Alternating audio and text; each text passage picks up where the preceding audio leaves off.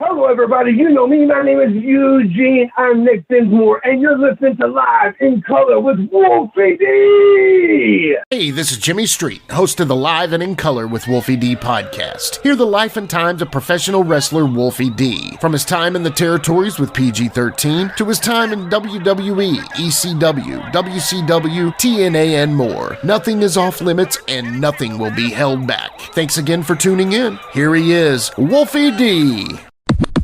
Ladies and gentlemen, welcome one more time to the Live and in Color with Wolfie D podcast. And today we have a very special guest, Nick Eugene Dinsmore. Mr. Dinsmore, how are you doing today, sir? I'm doing fantastic. I've been up and down, town to town, coast to coast like butter and toast. I've been to Kalamazoo, Kathmandu, Timbuktu, Rancho Cucamonga, and Lake Titicaca. But I've never been as excited as I am today to be with Wolfie D. Oh, that's awesome. I love it, Nick, man. How you been, brother? How you been? It's been a while. I'm doing great, brother, man. I'm living in Sioux Falls, South Dakota, hanging and banging, limping and pimping. Yeah, I hear you. The limping part, I completely understand. Well, man, we're going to start out talking, obviously, about, the early days, man. I know the answer to a lot of these questions, but I don't, some of our listeners may not. I know you grew up in Louisville and you were a USWA fan. Talk about growing up, watching wrestling, what you liked, what made you want to be in the wrestling business. So when I first saw professional wrestling, I lived outside of Indianapolis and my parents didn't have cable. So all I saw was WWF. Mm-hmm. And I watched it sporadically. But then when I moved to Louisville, that's when USWA was on every Saturday morning. They were at the Louisville Gardens every Tuesday night. I didn't get to go to all the Louisville Garden shows, but I went to a ton. But just to have local guys that I could watch, and then go and see them was just so intriguing. I remember, some of the shows I went to A Night to Remember when PG-13 made their comeback. Against the Rock and Roll Express. Yes. That's awesome. They weren't supposed to be there. Nobody knew they were there. And I was in the back, and I saw them run in. I was like, oh, my God, I was in the back door peeking in. Those are good times. That is awesome. So you were literally peeking in the back door to see those guys. That's amazing. Well, Wolfie knows that. As you got to the back of the Louisville Gardens, there was an alleyway with a fence, and the fans would just kind of try to pack themselves in there to get pictures, handshakes, and then there was a garage next to it. So you could be 2, 3, 4-story high against the fencing, yelling down. A wrestler would walk out, and it would be surrounded, and not a whole lot of places to go. And I was just wanting to meet whoever I could meet. Stan Lane came out, and I shook Stan Lane's hand. And that's when I saw, I didn't know that PG-13 was supposed to be there, and they were making their way to the ring for a 90-day suspension was over. Nice. Good times.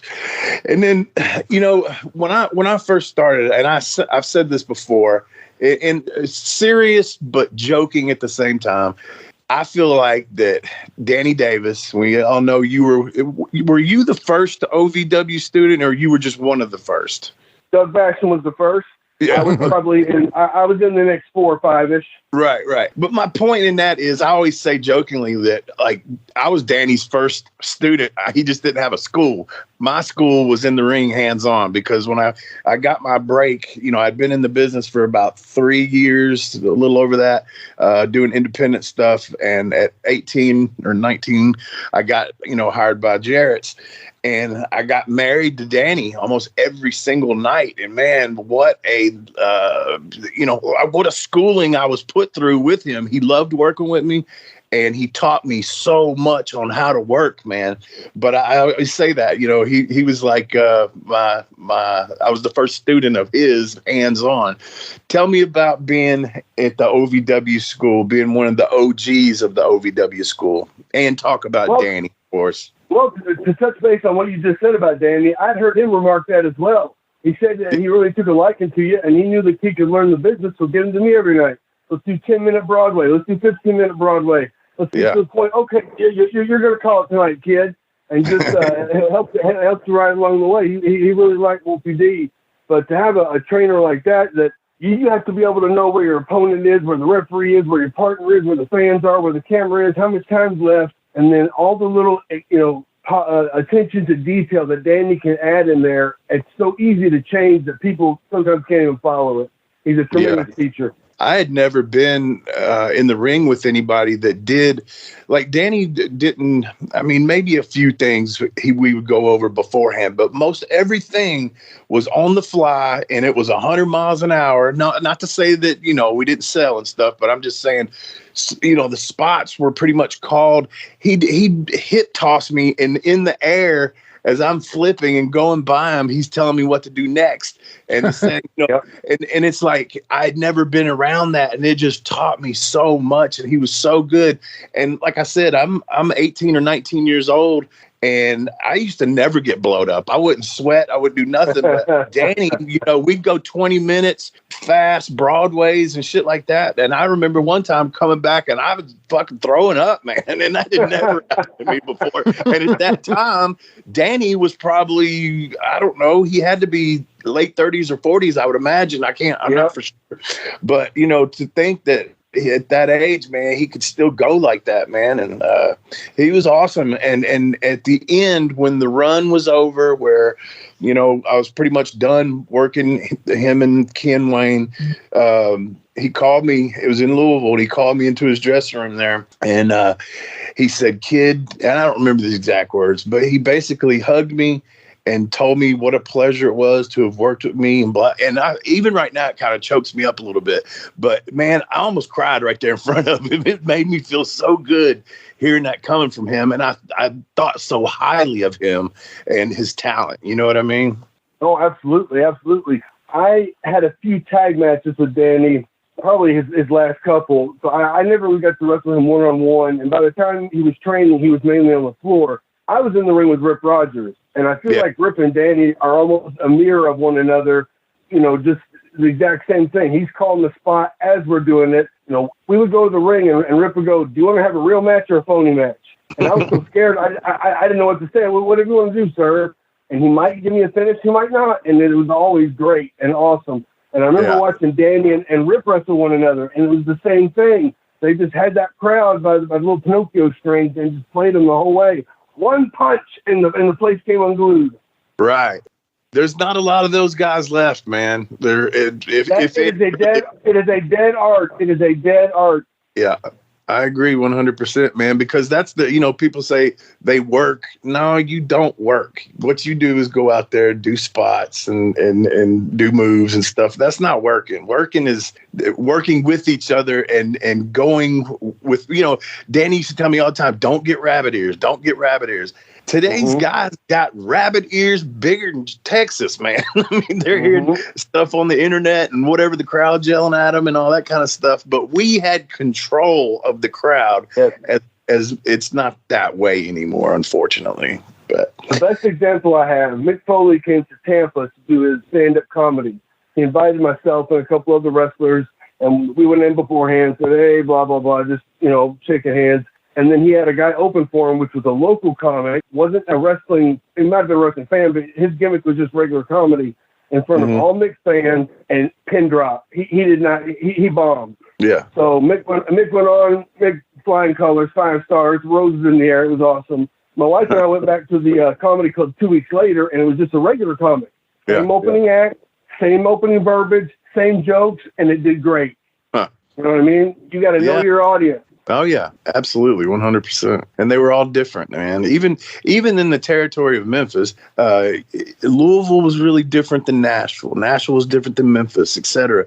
And then when you got into the bigger stuff, you know, obviously you go to ECW in that area up there, it's a completely different ball game. I mean, just pretty much anywhere you go is different. And I don't think everybody is good at adjusting as I thought me and Jamie were really good at adjusting, because we would use whatever that style was, whether it was Mexico, we went there, Puerto Rico, whatever. We'd sprinkle in a little bit of our shit with whatever that style was, and it worked, you know?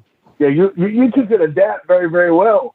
Even being sometimes smaller of the two guys, you would make up for it by being outrageous on some other end. And it was always entertaining, and it always made sense.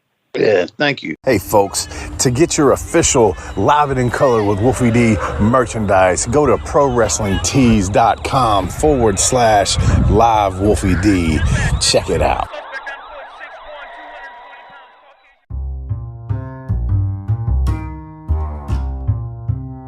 If you're listening to Live and in Color with Wolfie D on Apple Podcast and like what you're hearing, go ahead and leave a 5-star rating. And while you're at it, write a review. Tell us what you liked. Tell us what you'd like to hear in the future. It's very important to us and always appreciated. Thanks again.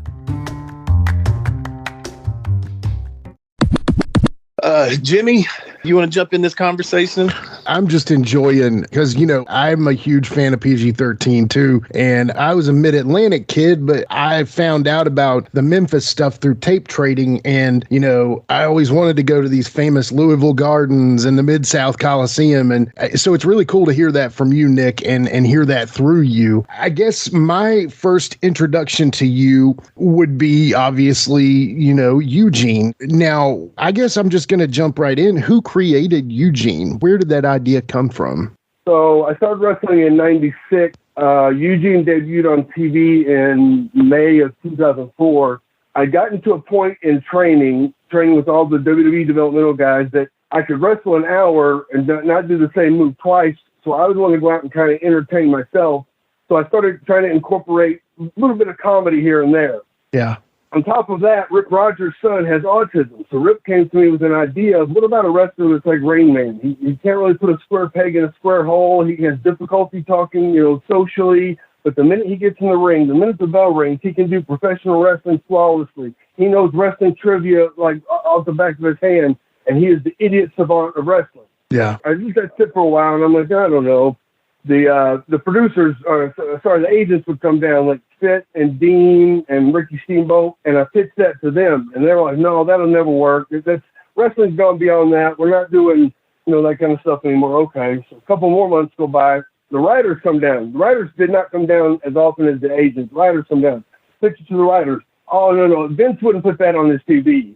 So it'd been about 8 months. I saw that my friend Doug Basham got called up to TV. Danny Basham got called up to TV. Rob Conway got called up to TV. And although I was not a complainer, I saw a lot of people complain, and the squeaky wheel would get the oil. So I told Doug, I said, Doug, I think I'm going to quit and try to go to Japan. I had no contacts in Japan. I didn't know anybody in Japan. I didn't know how I would get there, but I just threw that out. Doug tells Dean Malenko. Dean tells Johnny Ace. Next thing I know, I'm sitting in a meeting with Vince McMahon and Stephanie McMahon. Vince goes, I want to get back to character-based wrestling. And that idea that was planted in my head 8 months prior pops out. Just like I told you, idiot savant. Vince kind of scratches his chin. Great, we'll start on Monday. Which is great, but I didn't know who the character was. This was just like a guess, like an idea. Right. This was in February of 2004. Austin had come back to do something. I don't know if he did it live or if they taped it, but all of a sudden Steve Austin walks into Vince's office. Vince goes, Steve, you ever seen this kid wrestle? Austin looks at me and goes, no, I don't believe I have. I said, well, sir, I was trained by Nightmare Danny Davis. And immediately Steve stops and he goes, well, he's probably been one of the best. And it was like that vote of confidence given to Vince and Stephanie. Let's go forward with it. Let's do it.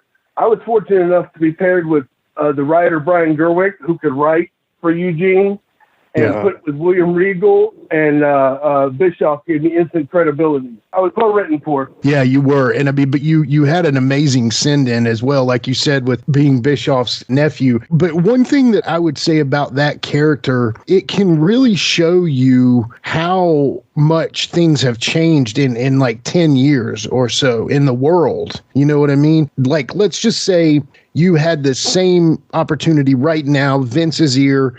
Do you think that the Eugene character would get through the wires there now? Yes, hands down. No matter what WWE does, if they really want to do it right, they make it right. They took the mask off Kane and they made people believe it. They put the mask back on Kane. They made people believe it. I don't know about the Katie Vick story. That might have just been a joke. But if they really want something to get over, they do it right. They make it meaningful. And then everybody goes, now I get it. Okay, you're right. Okay. My thing on that part of it is, and because I had planned on asking you this anyway, in comparison, okay, I don't think that the Nation of Domination would have been able to fly. And not to say that if they wanted to happen, it wouldn't happen. I mean, the public and how people are so fucking offended now and everything like that. You got two white boys out there with a black leader throwing the black power sign. I think people would lose their fucking minds about that. So I think, well, it ain't really what I think. I want your opinion of, do you think that in today's, cancel culture, all that stuff, that people somewhere, I mean, not everybody, but somewhere, someone, he's making fun of mentally challenged people or kids or whatever, this ain't right, and they would try to cancel it. Do you not think that? Well, that's what I'm saying. WWE wrote the story that this wasn't someone they were making fun of. This is the guy achieving his dream. This is the guy that had a support around him and kept succeeding. At no point was Eugene, until maybe Vince put my head in the toilet and flushed my head in the toilet, and then Linda was running for Senate. Linda's opposition used that to say WWE flushes special kid's head down the toilet. So that was the only time we ever broke kayfabe with Eugene. Eugene was always a special little boy. He's a special little boy. We don't know until the thing with Linda. Then I had to go. I didn't have to. I got to go to Connecticut and stand up for WWE and said, I don't feel like this character has diminished or made fun of anybody like that. And I think we used the term special needs, but not until it became the Senate race did they ever really define it. Gotcha. And one thing is, throughout my time doing Eugene, if I was ever in front of the fans, I have gotten 1,000,000 times more positive affirmation than I have got any knock. I was going to ask you that. Had you ever received any kind of negative from any, say parent of a special needs or anything like that? Or was it mostly positive? See, I'm curious because, and I say this with the utmost respect, I know the character, and that was at a time in my career where I was only focused on what I was doing. So I didn't see all the angles they did with you and things like that. So I don't know. So that's why I'm asking you. Yeah, when they first before Eugene had a match on TV, when he was just coming out wreaking havoc, some of the radio stations and media outlets were like, what's WWE doing now? Have they gone too far? What's this new character? But then when I got in my first match, who happened to be against Rob Conway, and I did all this excellent wrestling and ended up catching a O'Connor pin with the bridge, 1, 2, 3, he wins. Oh my God, I get it. This is an underdog overachiever story about somebody who's going to make it. And it just kept proceeding. That I got put in the storyline with Triple H. I won the tag team titles. It was, for me, I don't think they diminished Eugene at all. And I've had so many people come up to me. My brother has special needs, and he knows that he can do anything because he saw Eugene do it. So many times have I gotten stories similar to that from people. No person has ever come to me face to face and said, hey, I don't think what you're doing is right. There might have been a few trolls on the internet saying, well, that wouldn't work now. And I disagree. If WWE wants it to work, if they put the machine behind it, they will make it work and they will make it make sense. That's awesome. Yeah. I love hearing that from the horse's mouth too. So many people, like you say, are the trolls who just want to tear down and say, there's no way two white boys could throw the black power sign nowadays. Or there's no way this guy who, by all accounts, was one of the best wrestlers on the roster at that time. And I say that very sincerely, could have made this special needs character get over. But I mean, dude, you worked with Triple H, you worked with Hogan, you worked with Kurt Angle. I mean, you got to wrestle. Don't forget, don't forget, I even pinned Vince McMahon. Yeah, exactly. You got to wrestle Vince. How was that? I got to ask. I was scared to death because all I had to do was give him a schoolboy. But not that I thought it was going to hurt him, but if I hurt him doing a schoolboy, it wouldn't be good for me. And I was a little nervous, but I hit it and I ran out, and that was it. So on that day, they put Eugene's head in the toilet. First they poured the green paint on me, and I had green paint in the first segment. We were doing 3 hours, so I had to keep green paint in my hair till the last segment, put my head in the toilet, and then there was one more thing that they did to me, and I was just covered in like dry green paint and toilet water, and Vince was then in the match. Vince and Shane were going to beat me, and D-Generation X walks out, and that's when they were going to drop the net on him. But the prop guy didn't make a very good net. It was a really horrible looking net. So then they turned it into comedy where the net missed. And Sean spoke up early in the day and said, if you're going to pour paint on him, if you're going to put his head in the toilet, if you're going to beat him up why doesn't he win? And Vince goes, oh, yeah, you're right. So Shawn Michaels actually stepped up in that moment to say he's the guy that needs to catch the win because he's taking all the heat throughout the rest of the segment. So I thought that was pretty cool. That is cool. Shawn Michaels comes up a lot because he kept PG-13 at several events because they were about to dip. Yeah. Got me paying a little bit extra for staying. Yeah. But ultimately, so Jimmy, unless you want to talk Eugene, or Nick, if you want to talk more Eugene, I kind of want to make sure we fit in more of what's going on after Eugene with your wrestling school and your wrestling company and all that stuff. How did that get started? Yeah.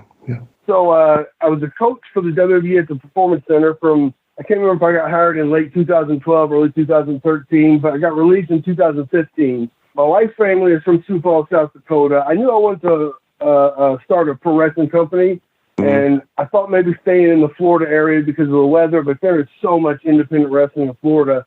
Oh, yeah. Sioux Falls had no independent wrestling anywhere. The closest company was 3 hours away. So I thought, you know what, this might be a place to go where there's none of it, and we can really start something. So 2015, we came here. We started Midwest All Pro Wrestling. I've had it for the past 6 years. I've actually recently just kind of stepped away. I sold the controlling shares to some of the students. I'm going to try to focus on writing a book and trying to get booked a little bit more as Eugene around the world, and possibly moving somewhere else where there's not a high population, starting another wrestling company, building my own territory. Yeah, when I saw, I remember like, kind of keeping up with you and seeing that you were out west there, and I thought that exact same thing to myself. I said, how smart is he being right now by putting it out there instead of trying to put it in all these places where everybody else does? He's out there, and probably unlike a lot of these big metropolitan areas, but people don't have as much to do out that way. I don't know. Maybe I've never lived there. Yeah, man. It's primarily a farming community, although Sioux Falls is a smaller big city. Did you essentially, because you were involved in the ring kicking situation, correct?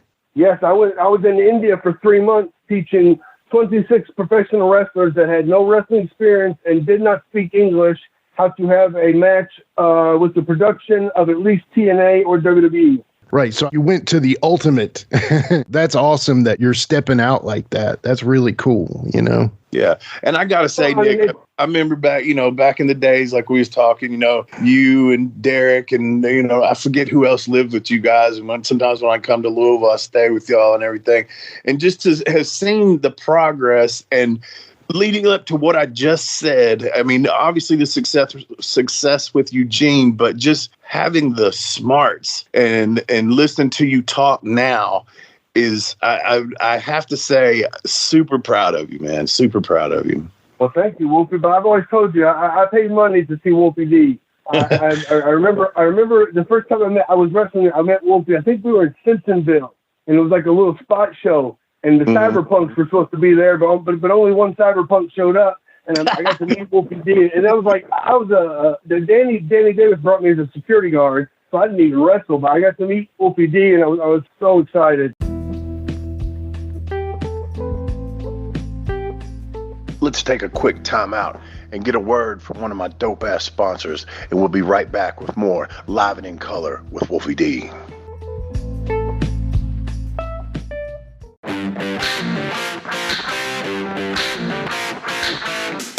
Hey folks, this is Wolfie D here, and if you are looking to buy or sell a home in Tennessee or Southern Kentucky, you're going to want to call my buddy, the rock star realtor, Benji Bowie. And you say, Wolfie, how do I get in touch with this rock star? Well, you can call him directly at 615-390-8216. You can go to his website, bowiehomes.com. That's B-U-I-E homes.com. Or you can email him at benbowie34@gmail.com. When you need a home, you need the Rockstar Realtor.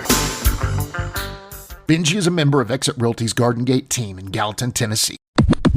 So let me ask you this question, right? Okay, the big one, the last show in the big one, was supposed to be me and Flash against PG-13. Uh-huh. The deal that Danny Davis cut with USWA, you can have him any night of the week, but I need him home on Sunday because that was Danny's show. Right. That particular big one was on a Sunday, so I didn't go. I skipped USWA to stay with Danny. Right.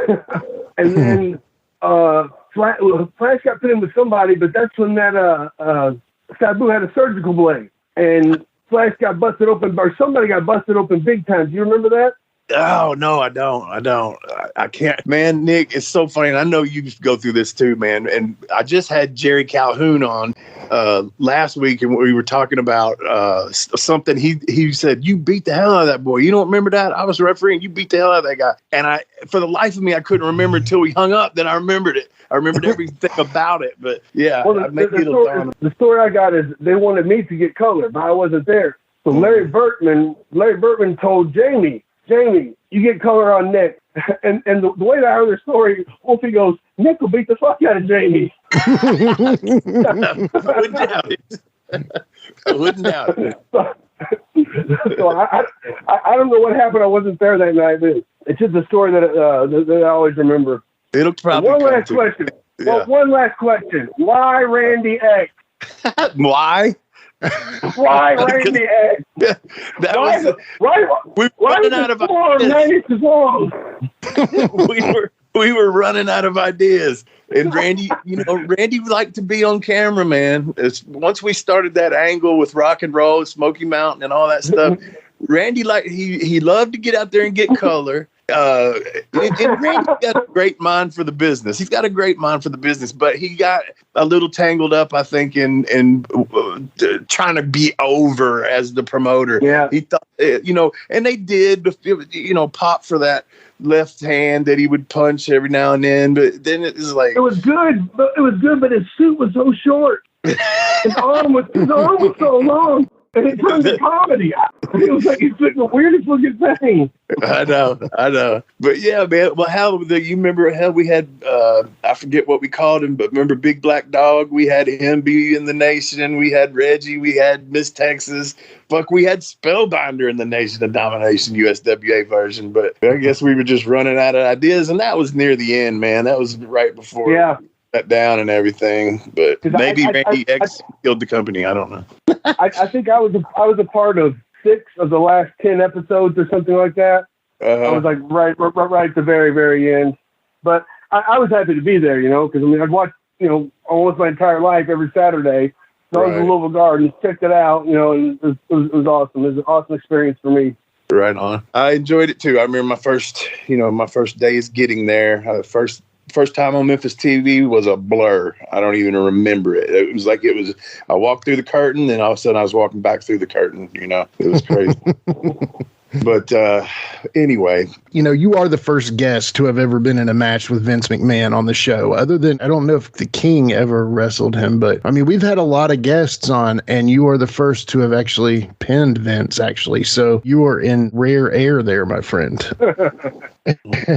So you actually, from what I could tell and read online, last December says you were officially retired. Is that so? Well, people kind of misunderstood what I announced. I announced that I'm starting my retirement tour. Hanson Jimmy Valiant went on retirement tour for 15 years. This has been on retirement tour for at least 12. But this is going to be the very last one, so you have got to come out. You've got to talk to your local promoters and wrestlers and wrestling fans into bringing Eugene to your town, because it very well could be the last time that I'm anywhere near a place where you and I can share a moment. Live and in color listeners, that is no joke. Don't mess around with that. We've got our own Wolfie D, who actually wrestled his first match a couple weeks ago in 6 years, and we know that the next match is never promised. So if you want to meet and see Eugene, definitely make sure your local promoters know about that. That leads me to this. Do you have events coming up right now that you would like to talk about and promote? Oh, hell, you put me on the spot. We'll find them. Yeah, absolutely I do. Oh, man, but I'm thinking, what happens if all of a sudden one day I want to run for governor? I don't think they're still going to let me wrestle if I try to run for governor, and I have to just halt it all right there. That might be it. Yeah, well, you can finish after you're governor then. I'm in Philly at the Icons of Wrestling coming up on March the 26th. The following night, I have a wrestling event somewhere in the Philadelphia area. I apologize, I don't know the name. Let's see what I got here. April the 8th, I'm going to Oklahoma City. And then on Saturday, April the 9th, I'm going to Salina, Kansas for XWE.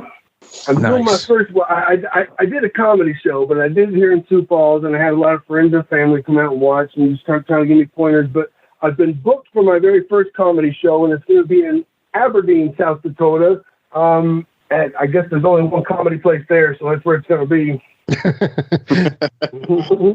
But no, I got some shows booked coming up into April 30th in Redmond, California. May 1st, I'm in San Bernardino. Going to Ohio. I got a bunch of things planned, and I've got more that I'm negotiating with now. So probably by the end of the month, I'll be filled up. Well, cool. What about your social medias? They can follow you and check all that out.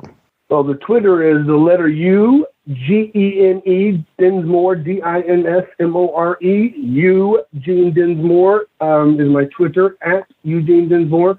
Trying to do a little bit more work on the Instagram, but I don't really like it. Eugene has an Instagram and then on the Facebook as well. But if you want to book me, the email is EugeneNickDinsmore@gmail.com. So there you go, folks. That is the current status of Nick Eugene Dinsmore. You got a pro wrestling tees store in case they want to get a Eugene shirt. We are still in negotiations right now. They're hardballing me, and I'm not going for it. But I'm trying to get my own website. I've got my website built. I need to get a domain name, and I'm not an office guy, so it's kind of a hassle. Yeah. I also got, what's it called when someone wants you to marry him? No, is it a pastor? Ordained. Ordained. I got ordained as a minister 2 years ago because there was a family, there was a lovely couple that wanted to get married in the middle of July, the hottest day of July, outdoors.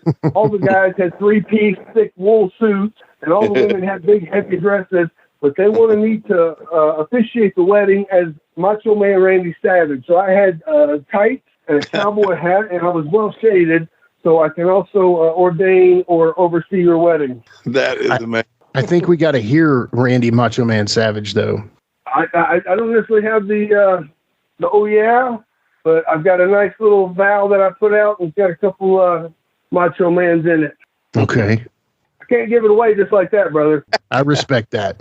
Hey, if you want to hear Eugene Dinsmore doing Macho Man, let's see some green and you'll hear it. So I think that's the way to go right there. Good job. Okay, well, that leads me into this. This is Current Affairs. DJ, hit the music. It's a current affair. It's a current affair. Love it in color. It's a current affair.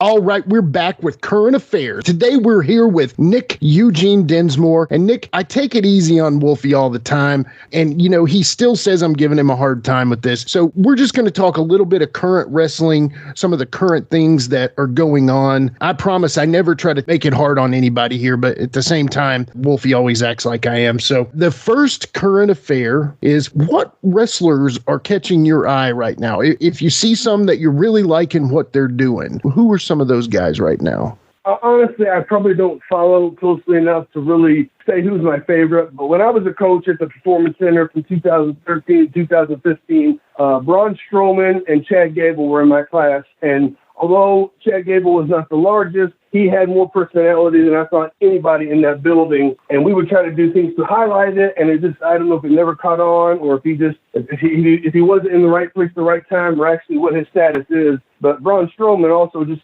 by his size and his, physical look. Yeah, no, those are two great guys to say as your current guys. I like that. So the next question is, what are your thoughts on like the current promotions, like especially since you were at the center? What do you think of this new NXT? They basically got rid of all the indie guys and now they're just growing their own essentially. What are your thoughts on that? If you could not see that coming, then you don't know WWE very well. They went out and got a handful of guys that can work to help build their underneath guys. And the minute their underneath guys are built, you don't need them anymore. Yeah. Some guys might be able to stay along in a agent position, or somebody might have a niche. But for the most part, the younger guys are probably going to be less expensive. They're going to be more durable. They're not going to be wrestling fans, so their brains are going to be more pliable that this is your job and this is what you're going to do. And who cares if you think it's right or wrong? This is what we want. Yeah, that's a good point. You know, especially like it seemed like everybody said it was overnight, but that's a great point. They got the guys in that could do the work, and then once the work was done, see you later. So that makes a lot of sense. Here's one thing I don't know. I think this still goes on. But at one point, Vince would take out life insurance policies on everybody, all the wrestlers in the company. Because let's say they're going overseas. All the stars are on one plane. The plane goes down. Who are we going to put on TV, live TV the next day? Right.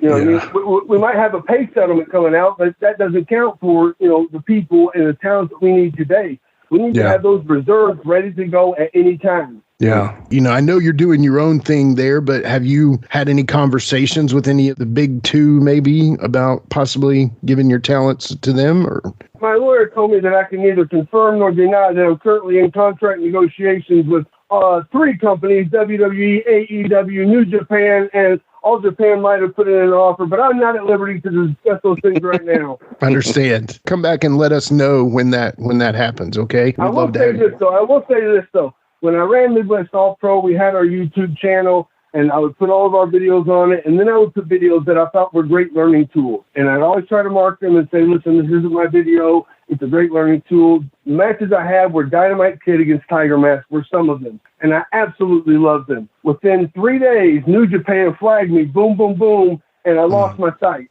I lost my YouTube channel. So if New Japan's YouTube channel people want to get in the ring and go one-on-one, I got something for them. That might be more like the Octagon, though, right?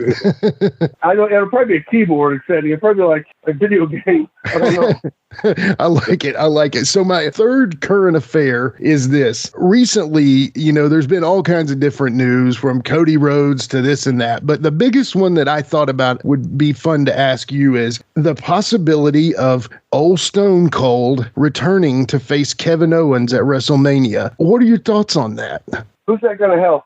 Yeah. I mean, I love the nostalgia. If something happens where they both end up drinking beer, I don't think Kevin Owens drinks beer. But if you beat Owens, it doesn't help him too much. Right. I don't know that you want to beat Austin, and you really don't want to do a throwaway finish. I don't know. I don't know. If Austin would be the referee against Owens and somebody that he's really entangled with, for me, that might be a better fit. But unless they turn it into some big 6-man or Rock comes out and everybody comes out and it's something, more than just that match. I don't know. Yeah, I love that. That's a great perspective on it. Definitely appreciate. That's been Current Affairs with Nick Eugene Dinsmore. Up next, a brand new segment here on the show we're calling Cap for Your Dome with Wolfie D. Gonna wind it up, then I'm driving it home. It's Wolfie D, baby. I got a cap for your dome.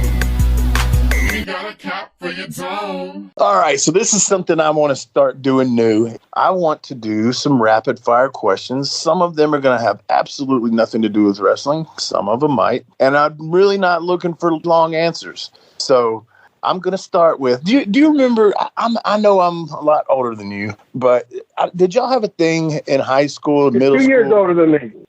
Okay. 2 years older than me. And so did you have a thing called a slam book?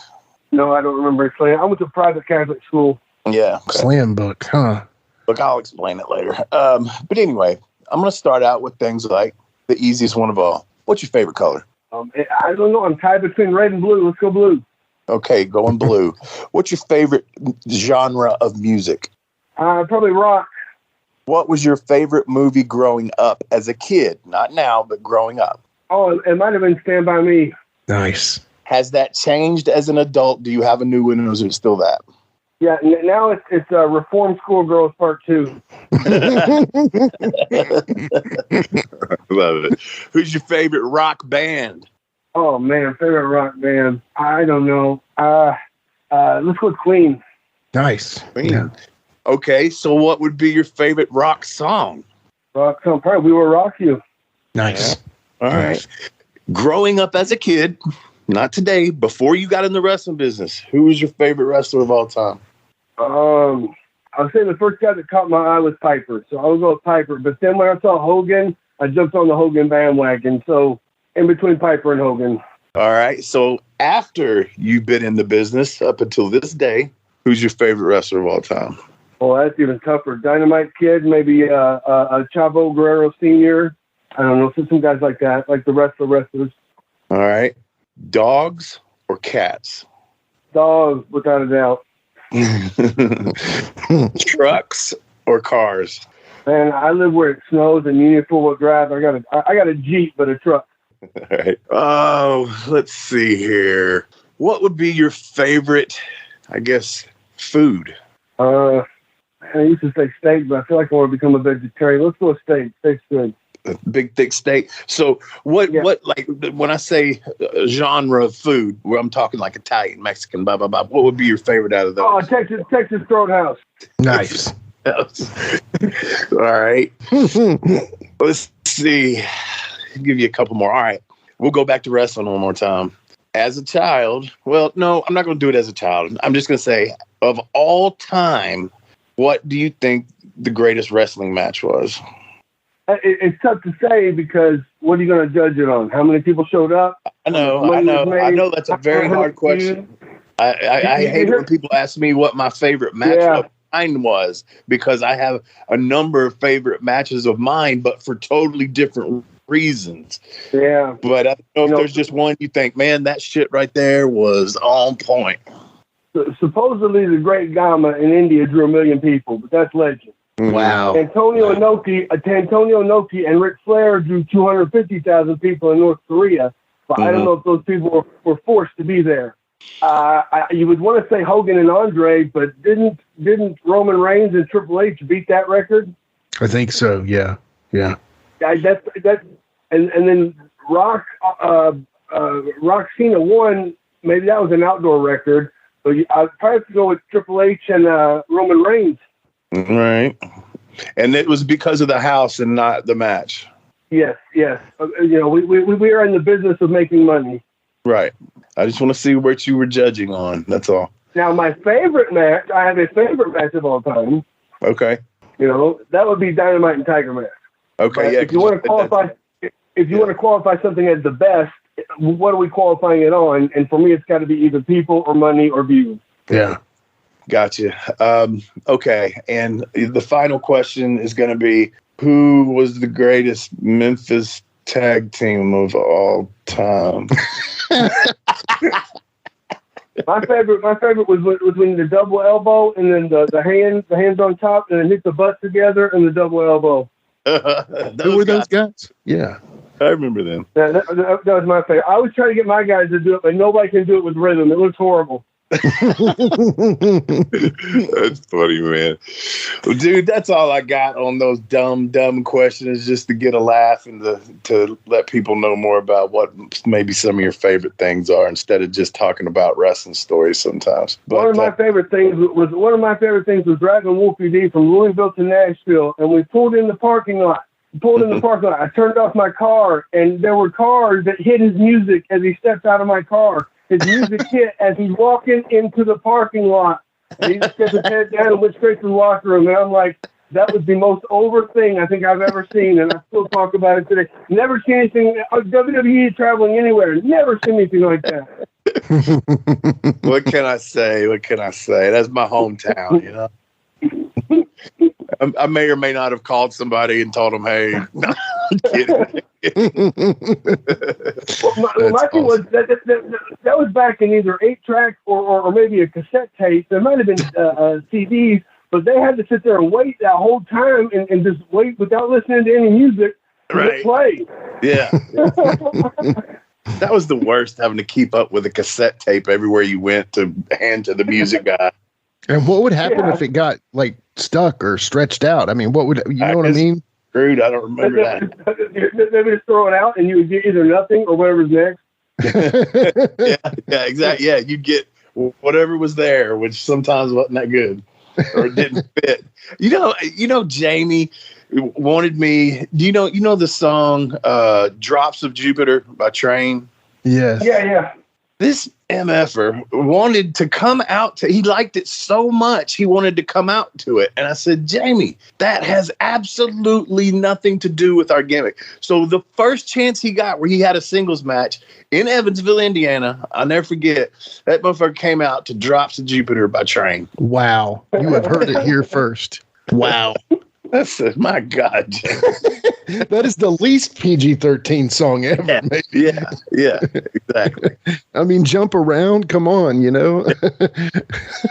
Well, Jimmy, do you got anything left, or you want me to wrap this thing up? Yeah, just, thank you, Nick, for coming on. Please come back and see us anytime. We'd love to have you back anytime, okay? So thank you. Thank you. I appreciate it. Yeah, it's been a great episode, Nick. Like I said, I'm proud of you, man. You talk, and your knowledge of the business, you talk like you've been in it longer than I was. You did some great things. You got a great mind for all different aspects of our business, man. And thank you again for coming on. Again, folks, if you want to get the pint size All-Stars, the PG-13 ones, hit me at the Live in Color Facebook page. All the Twitter stuff that Jimmy plugs during the show. You can contact us many different ways. Pro Wrestling Tees, if you want a shirt, go there. Go to the Live in Color Wolfie D podcast store. Get your shirts there.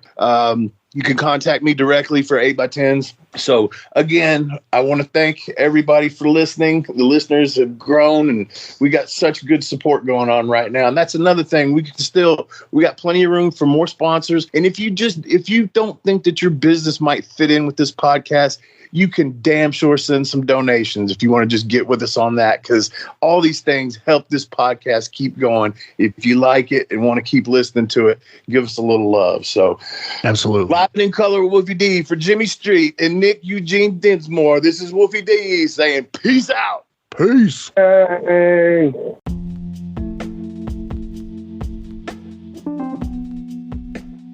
And now a word from our sponsor.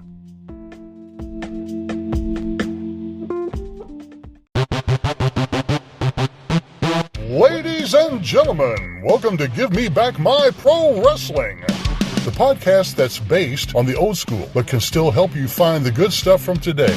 Jimmy Street and the Plastic Chic, Jared, are the undisputed tag team champions of the wrestling podcast world. From thought-provoking topics to superstar interviews to action figure expertise. This team does it all, and all they ask is, give me back my pro wrestling!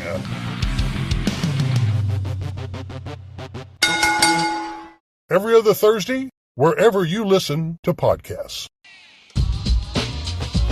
That's right, it's the talk of Middle Tennessee, the channel you love to hate and the channel you hate to love. It's Brian Turner from Brian Turner's VHS Rehab.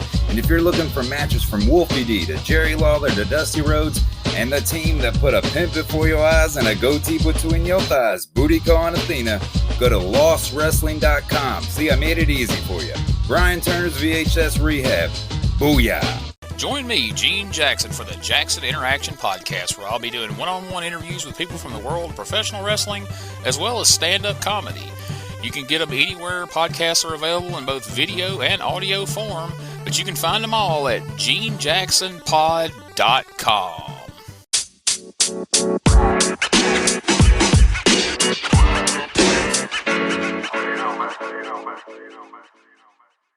So that was another great episode. Hey, Wolfie, tell them where they can find you on social media. Jimmy, they can find me in the club, bottle full of bub. I'm just kidding. They can find me on Facebook. My personal page is Warren Wolf, WOLFE. I'm on Instagram at WarrenWolf13. You can always find us on Facebook, Twitter, Instagram, and YouTube at Live Wolfie D. Here's the thing. Wolfie always has offers for his autographed photos. He has a selection of some awesome photos from throughout his career that he will autograph and personalize any way that you want him to. Just contact him either directly at his personal Facebook page or through any one of our other pages, and we'll make sure you get in contact directly with Wolfie. Get those photos, right, Wolfie? Yeah, I've got some good stuff on there, to help with the podcast. Folks, if you can't get out to a show to meet Wolfie D, there's nothing like that, especially for the fans of PG-13 and Wolfie D. And before we go, you can always find me, your host, Jimmy Street, at jamesrockstreet on Twitter, Instagram, and YouTube. And hey, Jimmy, before we go real quick, I just want to add in there, from the bottom of my heart, I really appreciate, first of all, the work you've done for this podcast. You have worked your butt off. Secondly, the people that are liking the page. Beyond that, even more, is the people that are listening, and we really appreciate that. Yeah, and remember, guys, the podcast drops a new episode every Monday at noon, and our past episodes are streaming now on demand on all major podcast formats. Thanks again. I got a cap for your dome. He got a cap for your dome. I got a cap for your dome. He got a cap for your dome. He got a cap for your dome. And here we go. The original white boy that came out sagging, not bragging, don't be hating, cause I'm spitting the truth. Still livin' in color. Bum rush your mother, utilize a hubcap, unlike any other.